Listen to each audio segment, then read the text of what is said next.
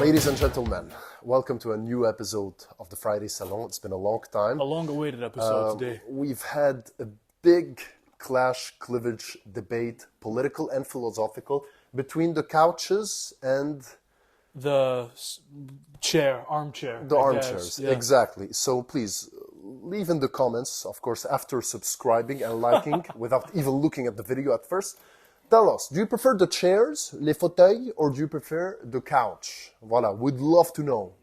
Tell us in the comments. Anyways, we're delving into the train of thoughts of the father of the conservative parties of all around. Conservatism in general. Exactly. Like prior to this guy, who we're going to be his name is in the title. We don't have to conceal this from you, withhold it from you. Like prior to him and his writings and his appearance on the scene, there was no distinction between what was liberalism and what was conservatism. Exactly. It was just one thing. Yes. Whereas he writes in a very sensitive time, which we'll get into, and it is at this point that we see this clear fissure between conservation and progress. Exactly. And so who are we discussing today? Sir Edmund Burke. Who was Edmund Burke. Well, we discuss him not discuss him. He gets a small cameo in pretty much every episode. In pretty much every episode, we make an allusion to Edmund Burke. Exactly. Oh, it's like what Edmund Burke said, or whatever. Blah, blah, blah, blah, blah. We're here to discuss him finally. Long-awaited episode. Voilà, ladies and gentlemen, now is the day. So Edmund Burke was a statesman. He was a member of Parliament of the House of Commons, yes. of the House of Commons, of course. He was Irish. He was an Irish Catholic. He used to defend the rights of the Irish Catholics. He used to defend the rights of the Indians who were being exploited by the British West India Company. And he was a fervent advocate of the revolutionaries during the US, what we call nowadays the American Revolution. Okay? So Edmund Burke was somebody who used to defend the rights of people in their states. He used not to defend the right of men, but the right of citizens, countrymen within their state and their locality. It's very important, the locality. Certainly. So then, that's a small overview of Edmund Burke, because the thoughts of the man are much more interesting than the man himself. And it's because of his thoughts that he is interesting. And here's one interesting thing about him. He is not a philosopher.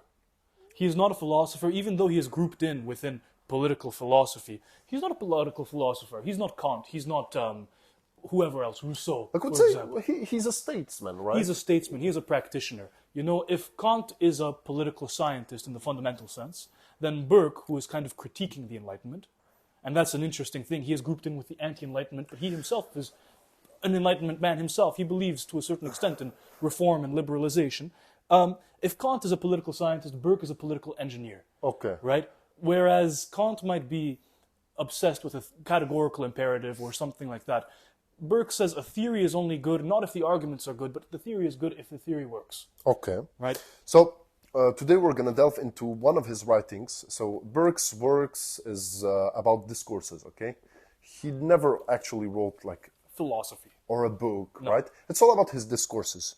And discourses that were praised by the greatest statesmen, just to name a few, Winston Churchill. This guy was famous, even in his own time. Exactly. Just to name a few of his admirers, Winston Churchill, who needs no introduction, Franklin Roosevelt, and he was very well known and admired in the Anglo-Saxon world at large. Less on the continent, but still.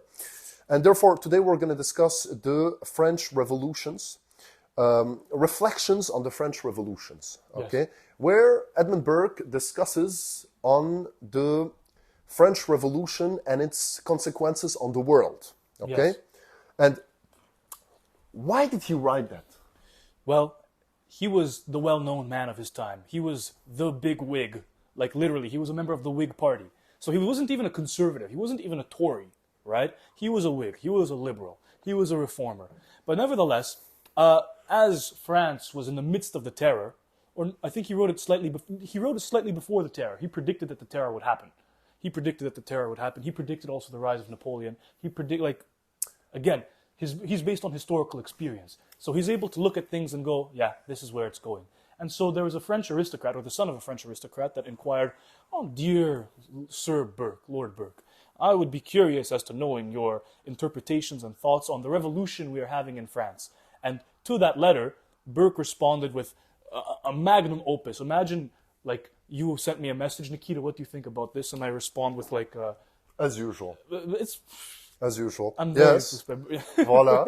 So, and more than that, so Burke was was presenting a letter to the son of an aristocrat in France who was for the revolution, but also he was giving a counter argument to a reverend called Dr. Price. Dr. Price was completely with the revolution. He believed that the French Revolution had great principles that should be administered in Great Britain.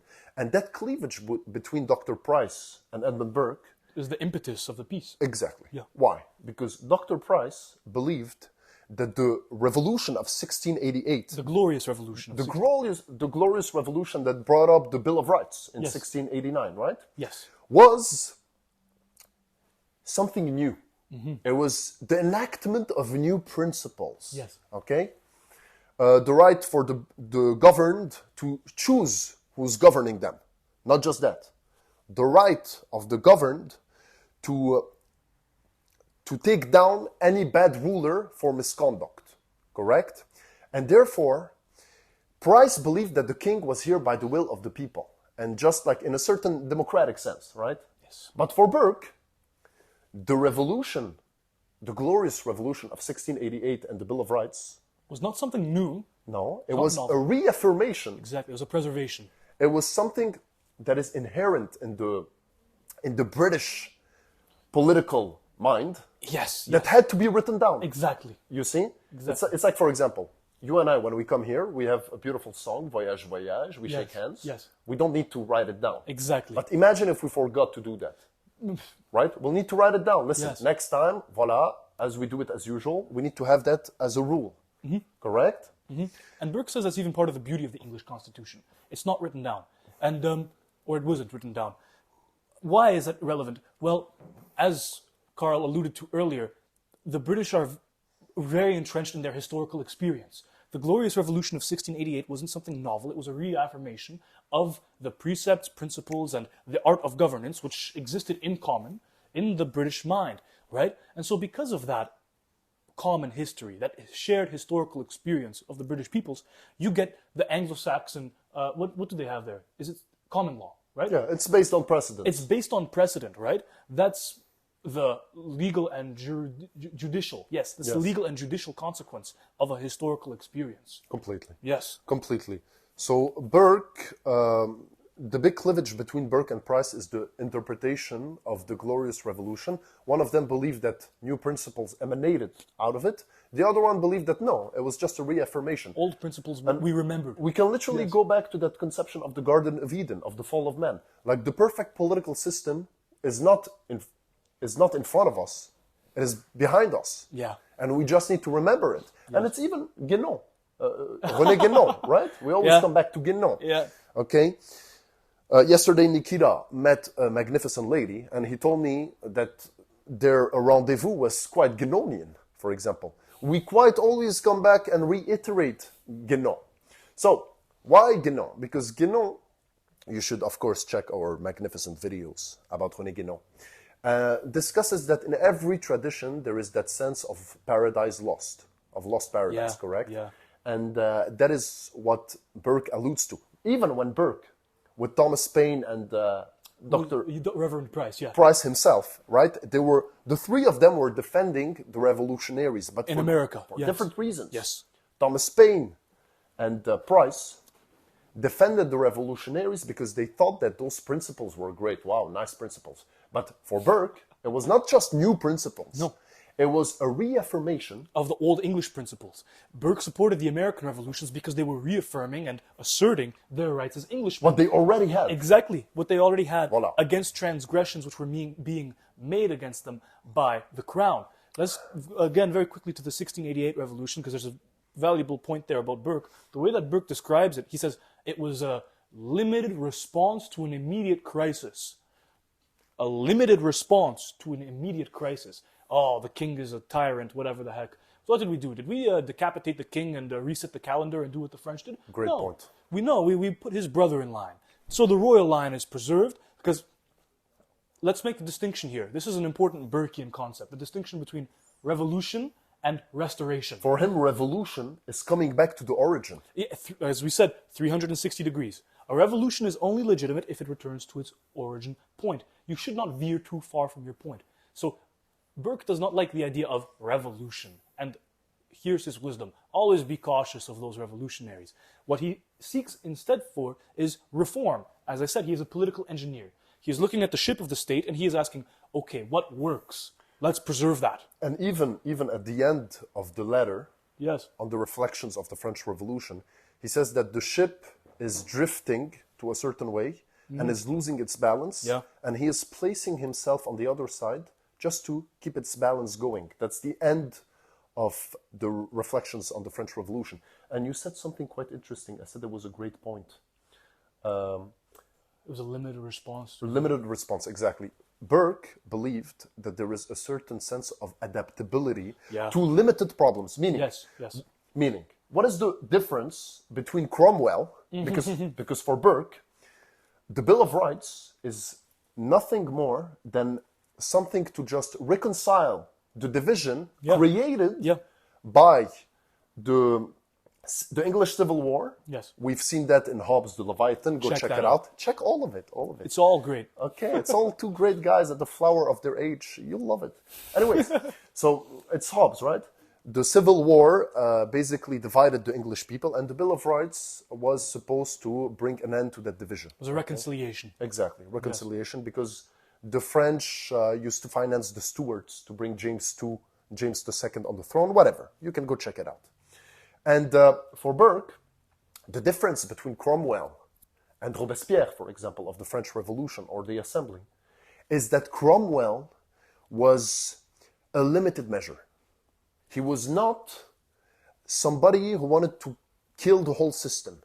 He wanted just to put to reaffirm the principles that were already inherent in the English heritage. Now, he's not saying that Cromwell is a great guy. Cromwell was nevertheless a military dictator. Yeah. You know, he's not singing the praises of Cromwell. He's just making the distinction between the two characters. And as you've said, very interesting, Burke saw in the French Revolution, contrary to Dr. Price, who saw in it the continuation of the British Revolution, right?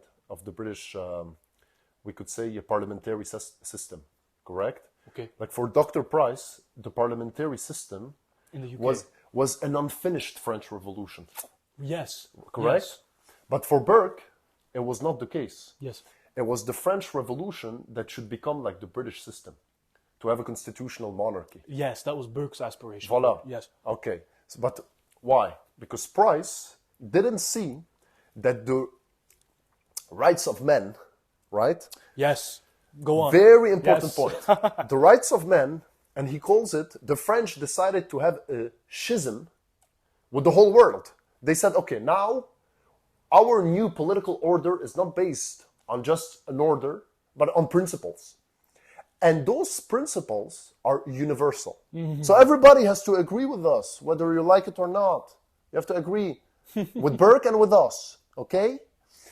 So, No, that's what Price was saying. Price said it's based on universal principles. no, what I mean is, with Price and with us. I was talking to Salon, us. Not us. I just wanted to catch it because you mentioned Burke when you should have said Price. Yeah, Yes. you're right. Yeah. So voila. So the French Revolution was all about a new set of principles that should be universal. Everybody had to agree with that. And that finds its expression with the Déclaration des droits de l'homme. Voila, exactly. And he knew, Burke understood, that the principles of the rights of man will just destroy and even change the whole political scenery in Europe. Yeah. Because you cannot have a monarchy now. Exactly. Why? Let's really dig into this idea of rights. And it's a big conversation nowadays. You hear it in the news, on social media, rights this, rights that. But you know, rights come with obligations. Duties. Rights come with obligations and duties, right? So where do rights emanate from? We take them for granted nowadays, but like, are we really entitled to our rights? Well, it works like this. It's either you have a God, and therefore your rights are God-given, as John Locke would say. So simply by innate God-given rights, in the Lockean contract, for example. What that means is, by the fact that I am human, I have rights. That's what it means. Either your rights are God-given, or, in Burke's conception, rights are inherited. It's a social, yes. So you have those two conceptions, right? And there's a third French conception. Let's finalize the Burkean one. So for Dr. Price, who was completely with the revolutionaries Of France. yes, rights is not something that is God-given. It is a social construct. Or no, rights are something abstract. Yes, Rights are the product of logic and reason. but it is enforced by a social contract, artificially. By political coercion. But for Burke, it is something that is based on locality and history. Historical context. Meaning, Yes. right? You have rights because you are part of a society that fought. Yes. Your forefathers fought for you to have those rights. Exactly. That's the big, very important point. Yes. Dr. Listen, Price, pay attention. please. Dr. Price always defends. That's a nice tie. Thanks, man. Dr. That's a nice face. Oh, stop. Nikki. So, Dr. Price always defends the British Constitution, not in the name of the British people, but in the name of the universal principles. Like for him, the British Constitution... And let's make it, when we say universal, we don't mean it in the Guénonian sense, we mean it in the abstract logic and reason sense. Yes. That's what we mean. In the vacuum of abstract mental conceptions. like human rights. Yeah. So you can say that for Dr. Price, the only reason why you should defend the British Constitution is because the British Constitution has the human rights in it. Okay? Now, for Burke, it's a problem. Because for Dr. Price, okay, his, I would say, allegiance is not to the British people, but to the principles of human rights. Abstract metaphysical conceptions. Because let's be honest, human rights, but like who decides what is human rights? Correct. Exactly. Voila. So That's the problem Burke has. Like when you conceive things in abstraction, there's no limit to it. You can invent rights that don't exist. You can detract rights purely on the basis of logic and reason. Complètement. For Burke, your rights are preserved because your fathers fought for them. So for Burke, Yes. he defends the Constitution, the British Constitution, not in the name of some abstract principle, No. but in the name of the British people. Yes. You see the difference. Like, you are the heir of a great tradition. You are the heir of a tradition for which much blood and toil was spilt and expended. And it is on that basis that you are bestowed those rights. Complètement. And that being said, as your forefathers were obliged to preserve and develop those rights, so too are you. The past must have a connection with the present and with the future, and that's called tradition. So by the way, so Dr. Price and Burke are the archetypes of the political cleavages nowadays, right? Yes. One of them defends the Constitution because it is based on some abstract principles. The other one defends the Constitution in the name of not abstract principles, but of the people. Yes. You see?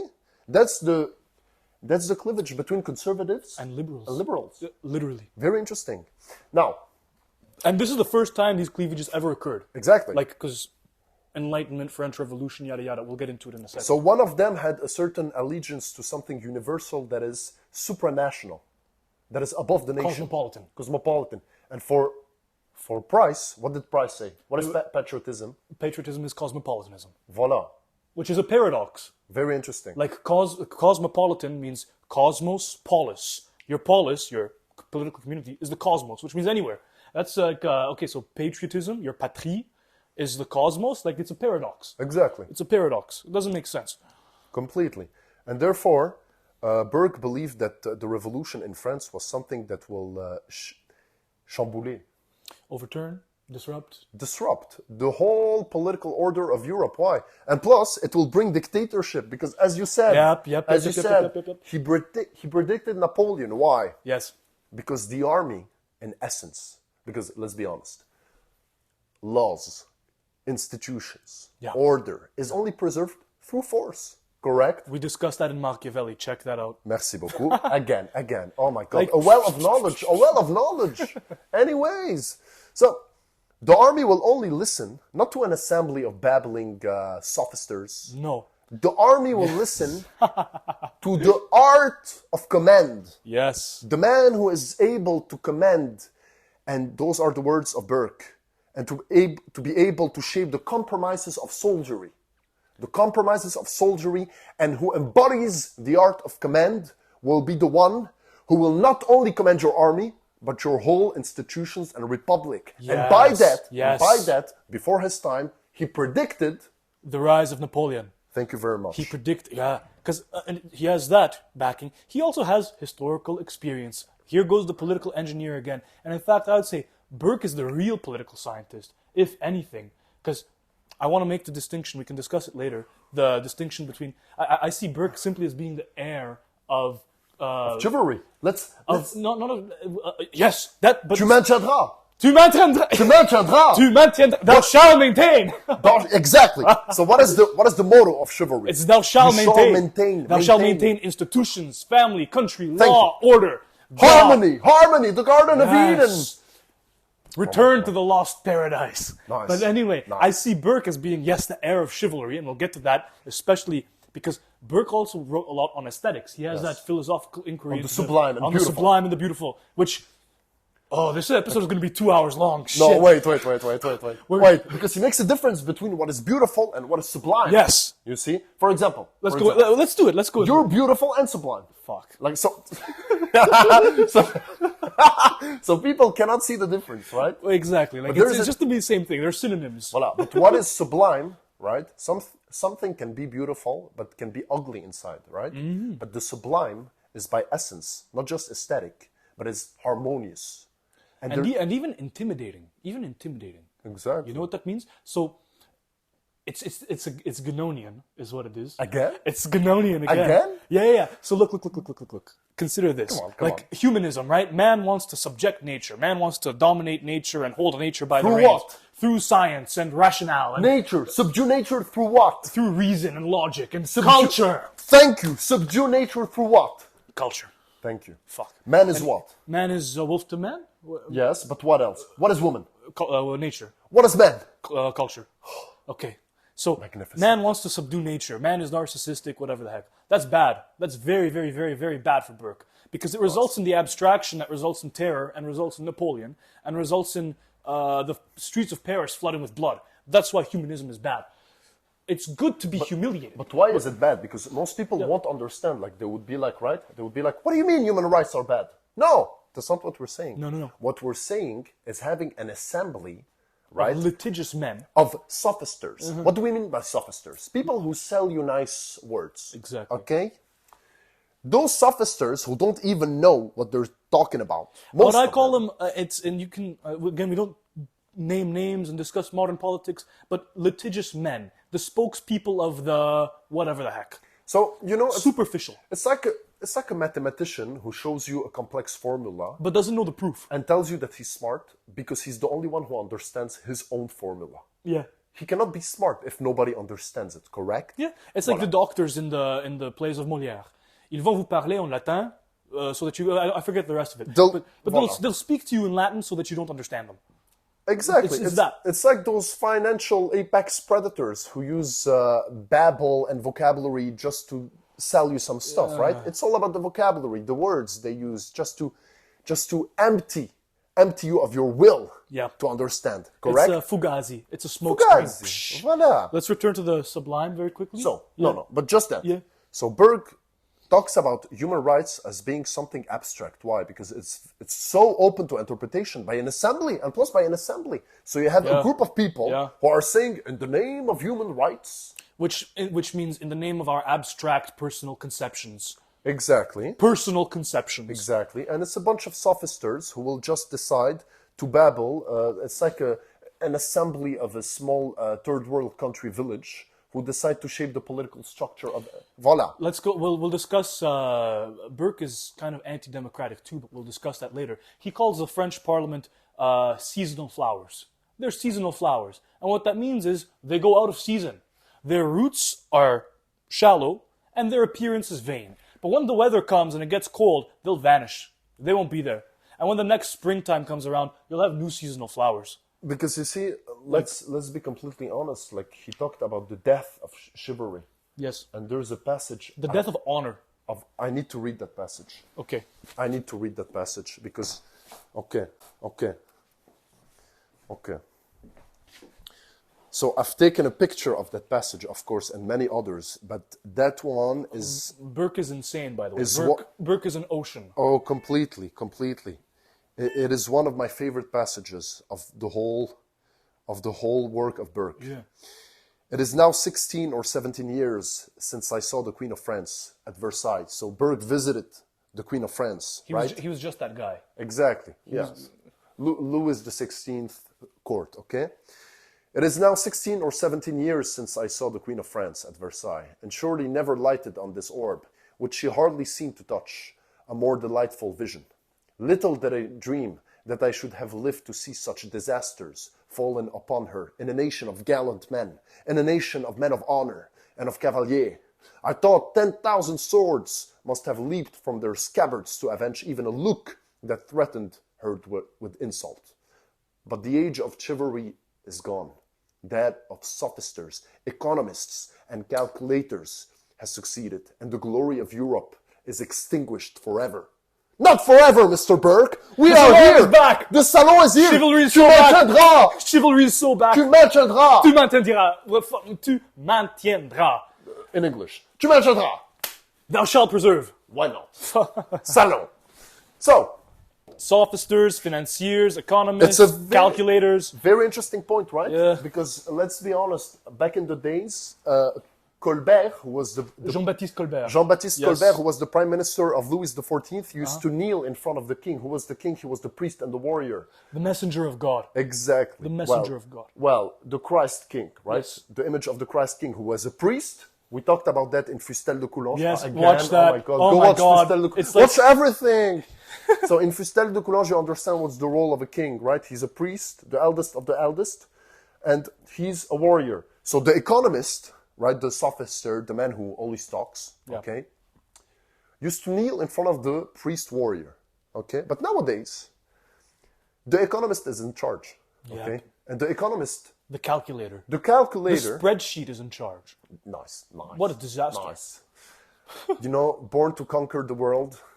Forced to make PowerPoints in a KPMG office.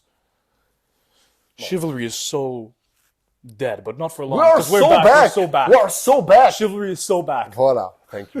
Thank you. Where's your sword? Oh, no, I don't have it. Oh, no. I left Next it. time. Next time. He gave me a sword for my birthday. It's sick. Voila. Next time we'll show it to you. Voila. So, but yeah, what we're telling you, the age of chivalry is so back. We are so back, ladies and gentlemen. Okay? Anyways, chin. Coffee. Tu maintiendras. Nice. Oh. Anyways, so nowadays, the economist, and why is it a problem if the economist is in charge? Because the economist is very Cartesian. He only thinks with reason and rationalism. And mathematics. Yes. So, But as we expressed in Guénon, not everything can be solved through mathematics and quantification. merci beaucoup. So, for example, what did the French Revolution did according to Burke? The French Revolution, okay, killed everything that was fiction, myth, Yes. legend, tales of glory. Even stigma, let's say. And you would tell us, okay, yeah, it's good that they killed all the myth and the legends. So by that, they have exposed man. I am citing Burke. They have exposed man to his feeble and trembling nature. Yeah. Because what is man? Yeah. What is man if there is no poetry? What is man if man doesn't want to be more than what he is? He's nothing. He is nothing. He's a bunch of bones and meat.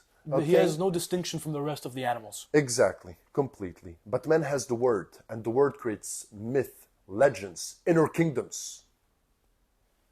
Therefore, the age of sophisters and economists will rationalize and will even calculate the essence of man, which is incalculable. It's not calculable. You cannot calculate. We've discussed that in Guénon even. Yeah. Can you calculate Nikita's beauty, charm, elegance, honesty, bravery? Can you calculate that? You cannot. Okay? But can you count the number of ties that Nikita has? Well, kind of you cannot, but you can if you bring a whole team. Like, it can be expressed with numbers, is what we mean. Voila. It's a big number, but it can still be expressed. But you cannot quantify Nikita's noble endeavors, for example. Correct?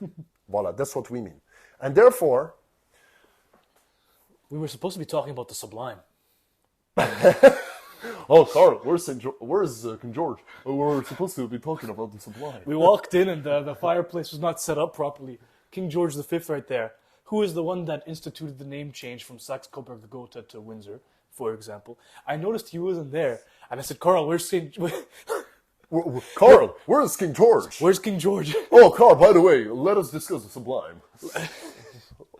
That is Homeric, okay? It's Burkean, by the way, it's Canonian. This morning we've had a workout, okay? We went to church, and now we're talking about the sublime and the beautiful and the reflections on the French Revolution. Chivalry is so back. It's never been so back. Nice. It's never been so back. Nice. Anyways. So let's return to the sublime, because... Please. Yeah. Well, as I was saying, there's the beauty, there's the sublime. Yeah, something might have some aesthetic niceness, whatever. But the sublime is even beyond that. The sublime is what we live for. Why is that? Sublime is even intimidating. I've mentioned humanism and the Renaissance, and like, yeah, man wants to subvert nature and da-da-da-da-da. And Burke says, that's a disaster. Because how does man subvert nature? With mathematics and Excel spreadsheets and whatever the heck. Okay. Right? And that's bad. Why does Burke say it's bad?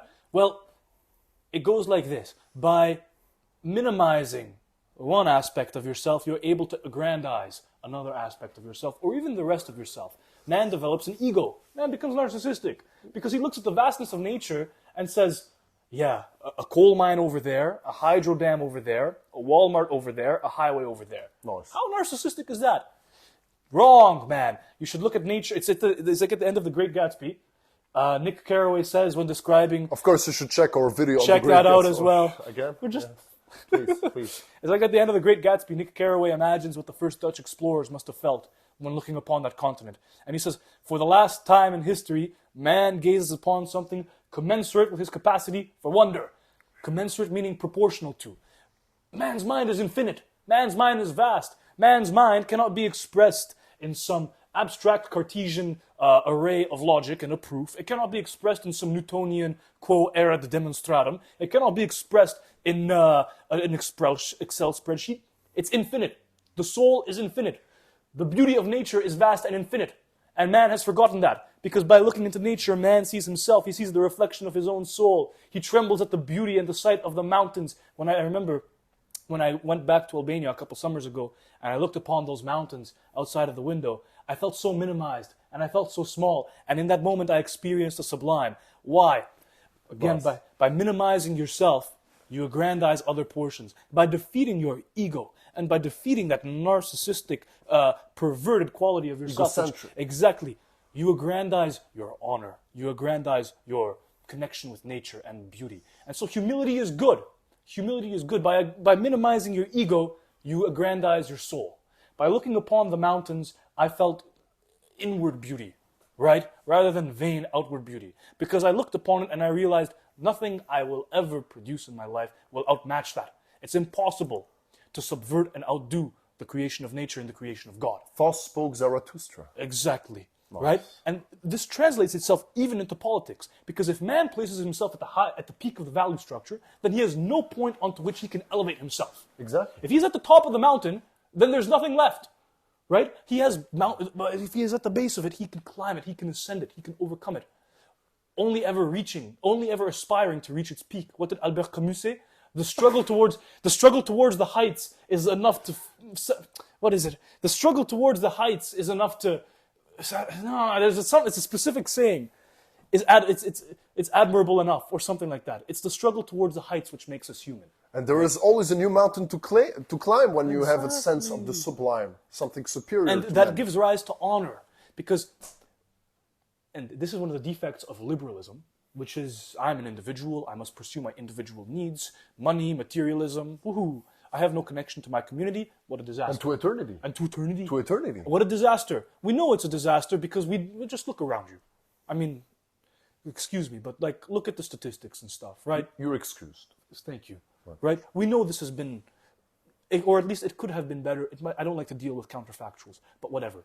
Whereas when you minimize yourself in the face of the grandeur of your nation, the glory of Rome, the accomplishments of your ancestors, nice. The love of your family, the toil of your community, then you know you have some things which are greater than you. Bigger and than yourself. That results in honor.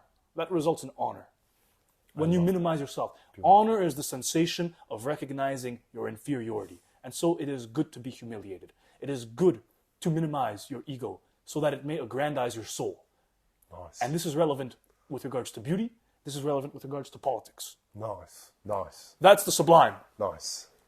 Nice. We need men like that We in need charge men of like our that. nations. Nice. Anyways, Dude, the Nikita Wikipedia article is going to be insane. It's going to be like Nikita influenced by Fustel de Coulanges, Homer, Edmund Burke, René Guénon, Jean-Jacques Rousseau. Like, it's going to... co-founded the salon with Carl. Oh la la. Early life and career. Execution. And a legacy. Voilà. Anyways, philanthropic endeavors. as we've discussed Burke, you're going to ask me, okay, he wasn't okay with the French Revolution, right? But why was he okay with the American Revolution? Because, as we've discussed, Yes, as we've discussed. what's the difference? The American Revolution was something local, first of all, and it was not based... It had to do with a historical experience. Exactly. And it was not based on some principles they wanted to export. Yeah. Well, I mean, nowadays we might say that American culture is ubiquitous. but still, nowadays, it's not based on principles, it's based on market. Right? Market demands, yes. Right. Like The invisible hand. yes. Voila. But still, like the American Revolution didn't just change the whole political structure of Europe and the world. It just changed the American continent. You see? 13 colonies. Voila. 13 colonies. At the time. Yeah. And therefore, the revolution in France was something that would just disrupt the whole political order and harmony of Europe. Because let us remember that those kings were all cousins and brothers, right? Yeah. So it was kind of easy to have international relations, kind of, right? So once you have like an abstract assembly, okay, Of litigious men. the army will not listen to them. No. The army will divide itself, okay? And I want to read for you that passage of Napoleon where he predicts Napoleon. Yes, go for it. So I am taking those extracts out of the, which edition was it? It's the whole book of the work of Edmund Burke. Collected works of Edmund Burke. The collected work by which edition? I forget, but it's linked in our description. Okay, we'll link it in our description. It's a great edition, by the way. It's a magnificent edition, and it's all his work. It's beautiful. So, it is besides to be considered whether an assembly like yours, the French, l'Assemblée de Paris at the time, even supposing that it was in possession of another sort of organ through which its orders were to pass, is to fit for promoting the obedience and discipline of an army. Like he's saying, okay, like you have an assembly, but can you provide... Control an army. Can you control the army? Because the army doesn't listen to... Logic and reason to and a bunch of rhetoric and- babblers, you see? It is known that armies have hitherto yielded to a very precarious and uncertain obedience to any senate or popular authority. And they will least of all yield to an assembly which is only to have a continuance of 2 years. You see, the armies, they need a certain sense of... Continuity. Thank you. Yeah.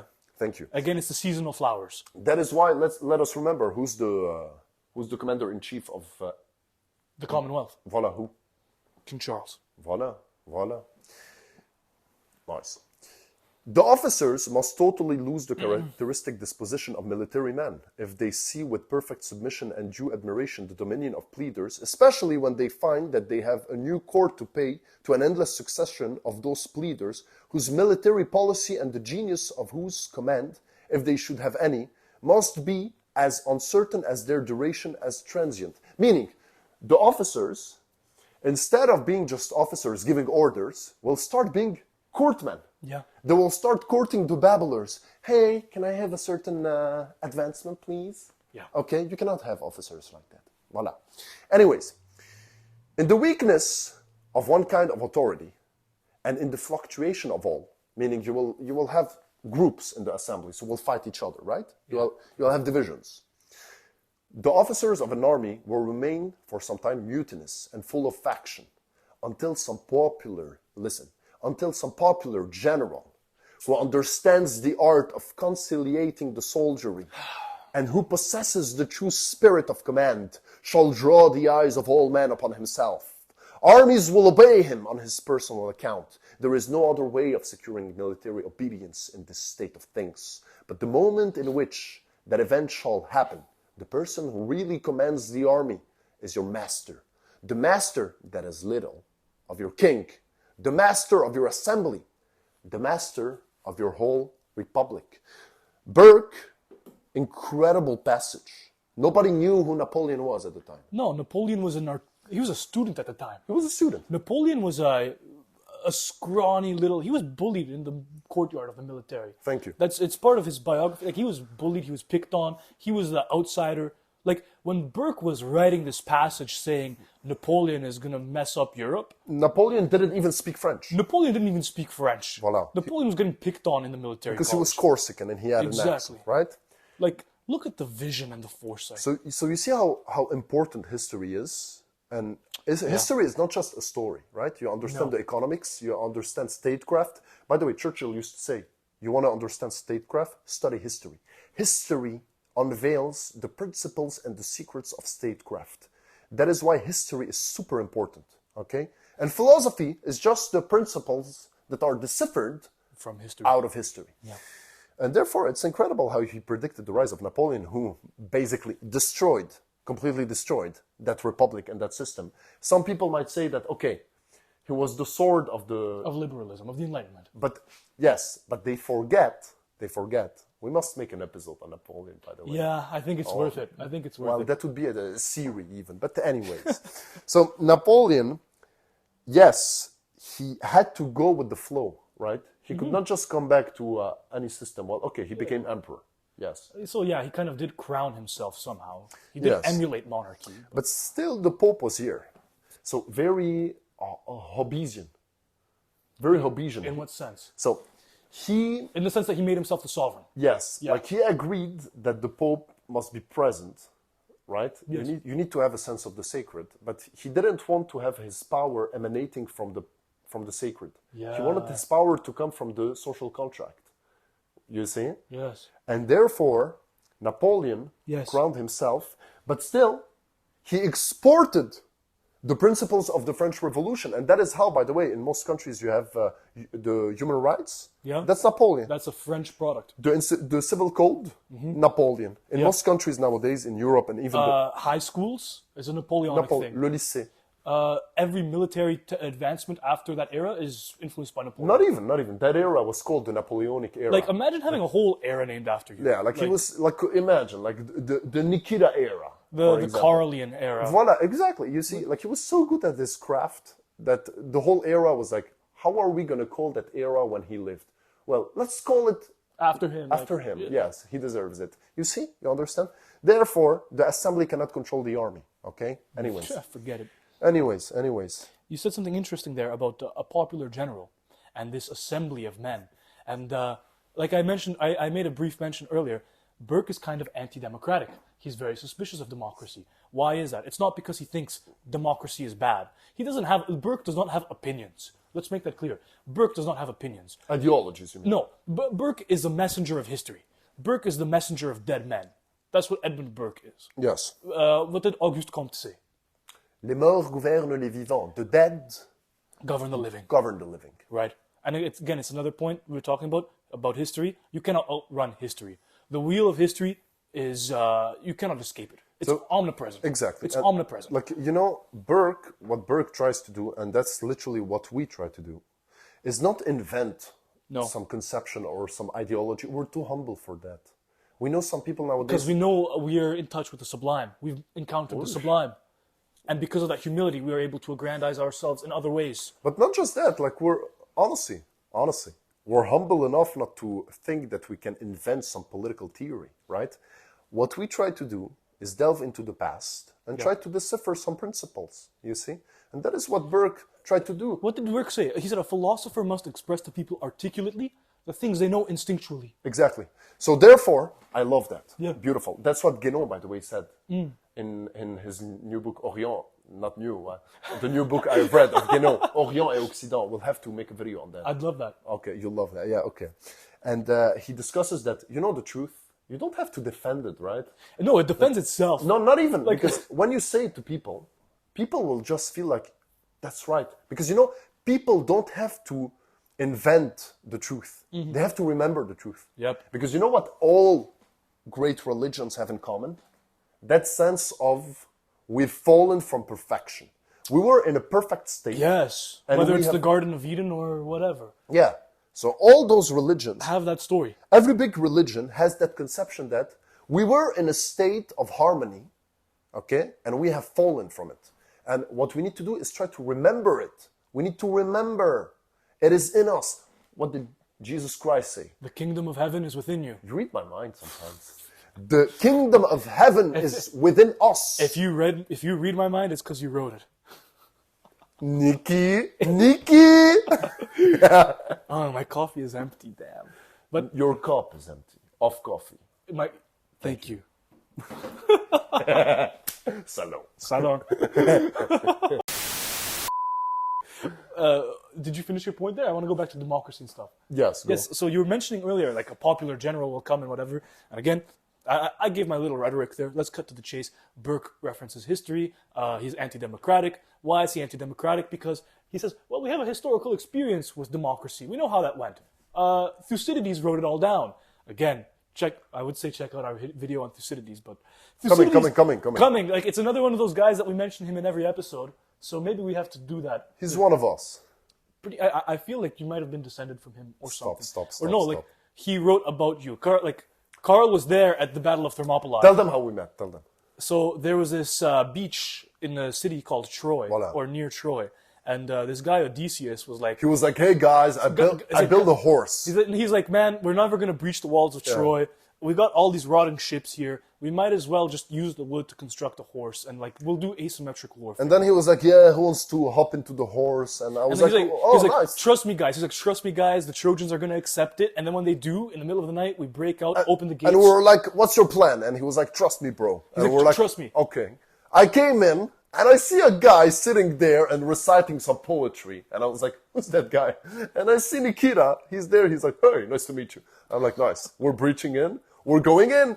And voila. That's how we've met. That was where it started. And then we started a podcast YouTube afterwards. channel. Yeah. Yeah. Anyways. Thucydides. Yeah. So we. So Burke is like, yeah, we have a historical experience with democracy. The Athenians did it, and that was a disaster. I mean, yeah, you had some nice philosophy, but like even abstract philosophy is not something to be too fond or too proud of. Burke says we already have an experience with democracy and with assemblies. We tried it out with Athens, and Thucydides gave us that great tome, The History of the Peloponnesian Wars, which will hopefully become the subject of a coming episode. And he says, well, we know how democracy works. It was a disaster because we have the experience of the Athenians. And what resulted was, yeah, you have some nice philosophy and whatever. But even, again, Burke is not too fond of philosophy and abstraction and metaphysics. He's a practical guy, right? And so he looks at the story of Alcibiades, because again, I was talking about that point of the popular general taking things over. Alcibiades gave that, being the charming man that he is, even Alexander the Great envied Alcibiades to an extent because of how charming he was. That's the guy who slept with the Spartan king's wife and then left? Yeah, exactly. Oh my... It's yeah. that... So you see what I mean? Like a great seducer. Yes. A seducer of the highest class. Kind of the Count of Monte Cristo before the time. Yeah, you could say Kind that. of Cyrano de Bergerac. before Kind the of time. Casanova. Nice. Whatever. Yes. But like Casanova in front of an assembly of Greeks, as Homer called them, rugged spearmen. Nice. Right? So rather than seducing just some mistress, he's seducing an army of rugged spearmen, right? And Alcibiades goes in front of the assembly, charming the hell out of them. Guys, we should invade Syracuse. We should invade Syracuse. It was not a good idea to invade Syracuse. But they listened to him because he's a popular general. He had that charm and that seduction which gave rise to demagoguery. And so they invade Syracuse, and the invasion is a disaster, and the Athenians end up losing the war. So Burke is very skeptical of democracy for that reason. What he prefers instead is that constitutional monarchy arrangement. Let's stop here just a second, just to make it clear. Yeah. You're not saying that Burke is just against democracy for the sake of being against democracy. No. You're saying that Burke is against democracy because democracy leads to demagoguery. To demagoguery, and therefore... the collapse of Athens, and Athens can be any civilization. So when you have an assembly that rules, what happens is that there's one man. It's Yeah. like Spengler's Caesarism. right? You have an assembly that rules, then the army is like, okay, who do we listen to now? There are factions everywhere. Yeah. Then there's one guy who's a seducer, okay, who comes in and doesn't quite know what he's doing, correct? But he knows how to fake it. He knows how to fake it, right? And therefore he comes, he seduces the whole army, and then it leads to catastrophe. It leads to catastrophe. Yep. And that is why Burke is against non-democracy as democracy. Because remember, he was elected to the House of Commons, so he is a product of democracy. But as an assembly, Yeah. the assembly of babblers. Yeah, of Like, litigious men. Because he makes a distinction between the French Assembly and the British Assembly. why? Because in the British assembly you have aristocrats. Exactly. That's the thing. So please, when Winston Churchill destroys, well, not destroys, okay, that's a big point of contention, historical contention, but the Dardanelles, okay? Yeah. Like, people might say because he was Lord of the Admiralty that it was on him. that it was on him. Yeah. Voilà. Personally, straight from my reading, I completely disagree. It wasn't his own fault, but we needed a scapegoat, right? But anyways, when Winston Churchill says we need to go to war, it's not just like cheap talk, like, oh, send your sons to war. No, Yeah. I'm going to. I'll be there. Yeah. You see what I mean? So it's like he has a big stake in it because his forefathers. Yes, you yes, see? yes. Because he owns the land. He has a share of his nation's national myth, is what it is. He is a shareholder in his nation's national myth. Whereas the French Assemblée is They're sending everyone to war, and they're in the cafe talking. what a disaster. Okay. How cowardly. How cowardly and dishonorable. You need to understand that at the time, those were, I'm quoting Burke, those were effeminate men who Yeah. used to hang out in the cafe and just discuss about war. They've never seen anything like war. They read about it in books. Yes, okay. They're discussing war and killings and up. And they're just saying, oh, let's go to war. Let's go to war. Like war is something abstract to them. Yeah, okay. Again. So they're sending everybody's sons to war while they're sitting at the cafe, and that is impossible. But in the British model, what do you have? You have somebody who is deeply rooted in the oak tree, Yes, that's the yes. embedded in the land. Yes. Nice. Yes. You have a man who has a stake, as you said, in his nation's myth. Because he was a part of it generations ago. Like when Winston Churchill goes and defeats the Nazi regime and defeats that whole Fascism, yeah. Exactly. Who does he have in mind? His sons and his fathers. But who specifically? The Duke of Marlborough, his ancestor who defeated the armies of Louis XIV, Yes. who built Blenheim Castle, the Duke of Marlborough. Yes. And it's the only castle in England, other than Buckingham Palace, that has the name Palace.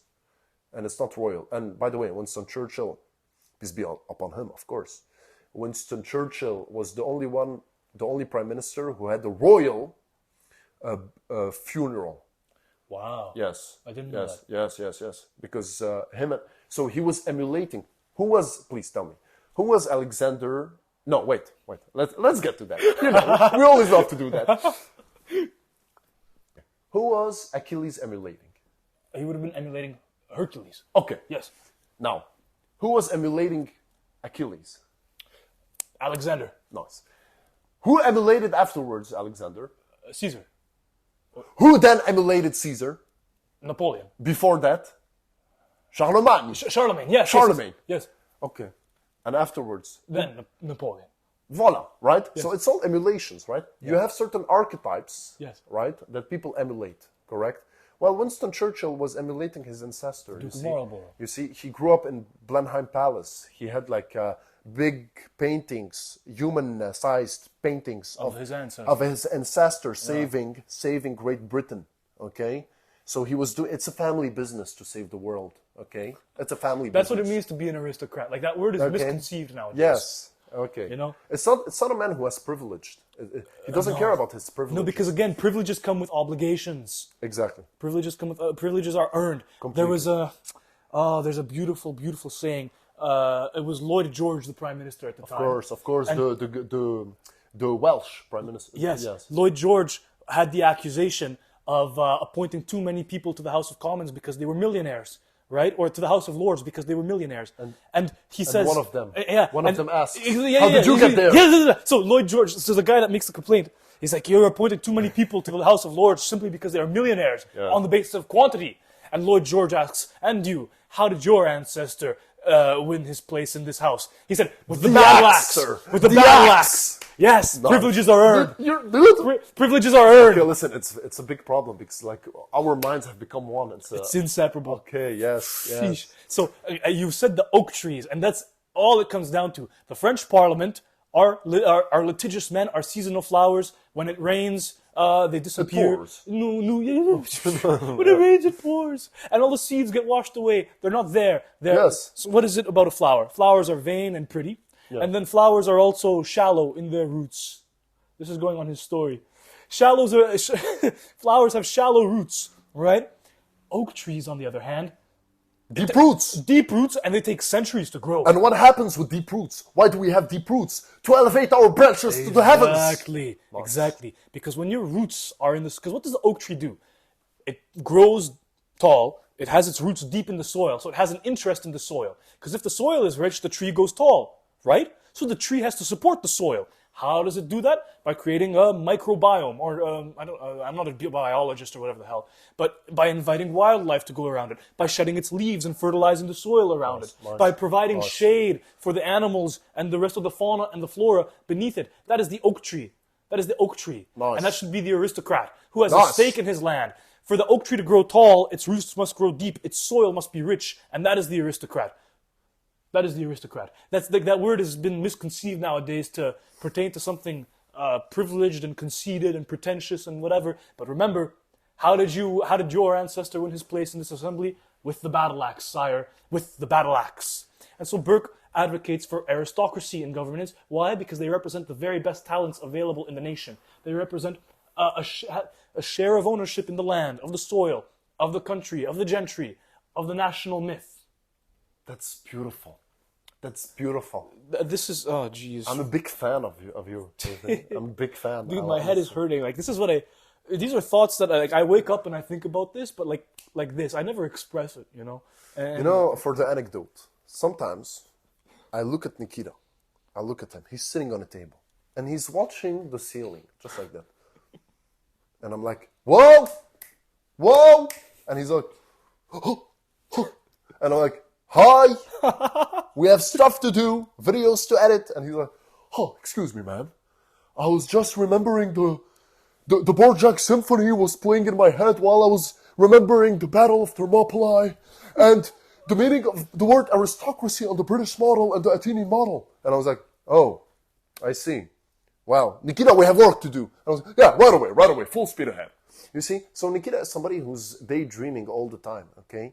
Like, he's not governed by the living, okay? It's all the dead that govern him, okay? Which is quite interesting, quite fascinating political animal, I would say. Man, I could say the same for you. Thank you. Anyways, so let's end it up.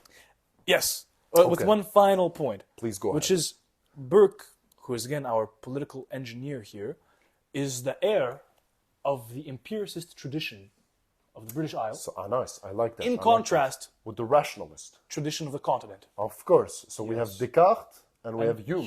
Hume. Yes. And therefore, what's the difference? So can I give you my point quickly? Go for it. Okay, this guy is the master when it comes to continent versus sea. Like I've learned. Yes, you. Me? You. So anyway, I will tell you. Yes, like honestly, I have quite a certain interest for the difference between the isle, the continent, commerce, and the land, Carthage and Rome, the British Empire, and the Roman Empire, the Napoleonic Empire, I would say. Butter and olive oil. I would even say Napoleon and Wellesley. Yes. Okay, Trafalgar. There's a big difference. Catholicism and Protestantism. Okay, Therefore, rationalism and empiricism. Rationalism talks about the fact that it is man that who affects his environment. Yes. But empiricism acknowledges the matter that it is the environment that shapes men. What? Of course, there's quite a certain interesting balance between both of them, right? Of course, the environment affects man. Of course, man affects the environment. It's not black or white. There are certain contrasts in life. What do you say? I say it's great. That's going on my story. Go for it. Yes. Because look, what the rationalist tries to achieve is Yes. absolute knowledge. What did Kierkegaard say?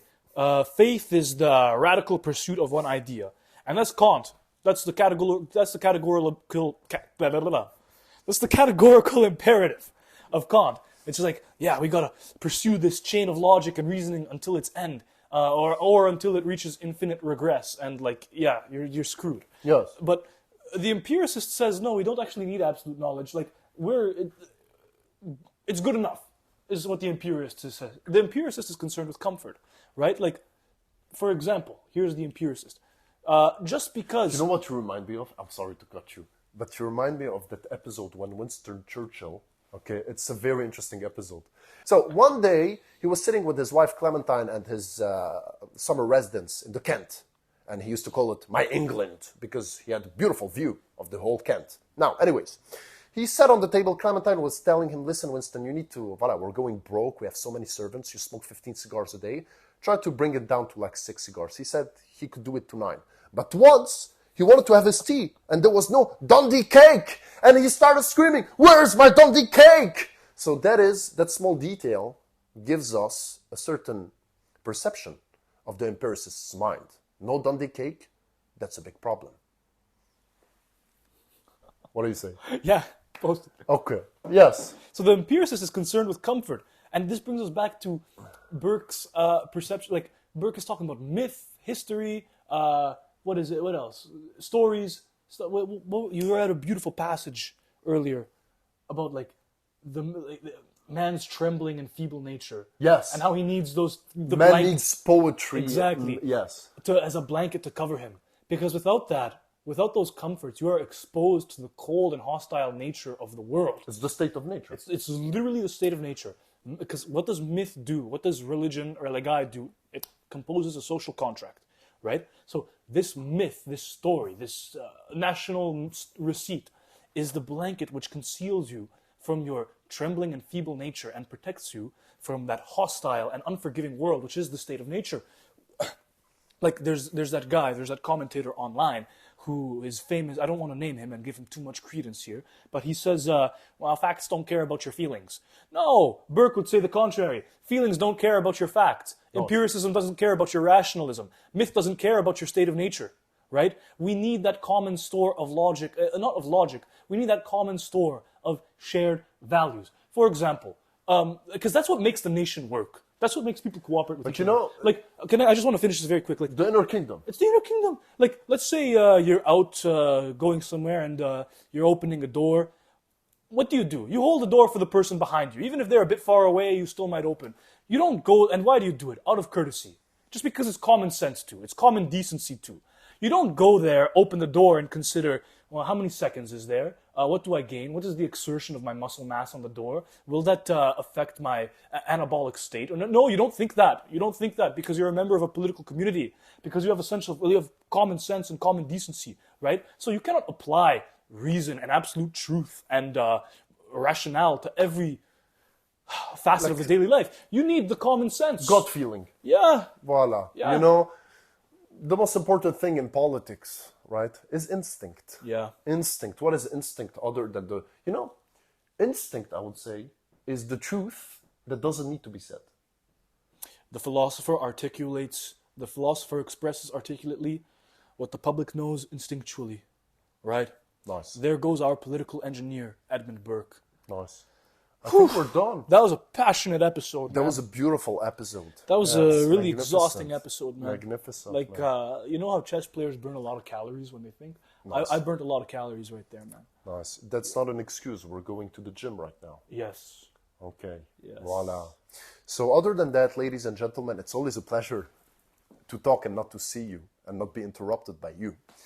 And therefore, Would love to see you one day. We'll do a live, like a salon webinar or seminar. We'll see.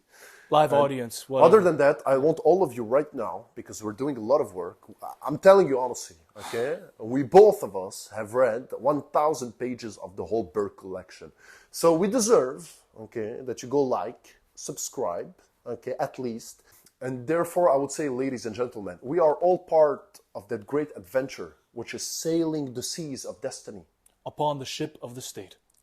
And sometimes you will encounter unknown waters. It will lean left or right. Sometimes the waves will toss you overboard. It is the duty of the man of maintenance, of the knights. Tu maintiendras. Thou shalt maintain. Nice. To sometimes bend left or right as Burke finished his reflections on the French Revolution, to create a certain balance, equilibrium, Yes. and for the ship to work. And upon reaching those unknown waters, Yes. don't toss out your compass. Don't. Don't toss out your map, You shouldn't. your navigator. No. Don't decapitate the king. Like, Yeah. don't restart the calendar. Don't instigate a terror. Don't develop the guillotine. Don't. Don't do that. You're gonna give way to Napoleon. Exactly. You know. Exactly. Okay. And thank you for joining us, therefore, on our little sailing ship, the Friday Salon. And voila. It's always a pleasure to have you, ladies and gentlemen. Like, subscribe, dance, However you may like to. naked, Sublimely, even. under the rain. Beneath the mountains. And because winter is coming, even under the snow. While singing and drinking. And by that I would say, Voila. voila. Voilà qui je suis, mais voilà ici, mes années c'est fini, c'est mes gosses, c'est mon cri, mais voilà tant pis.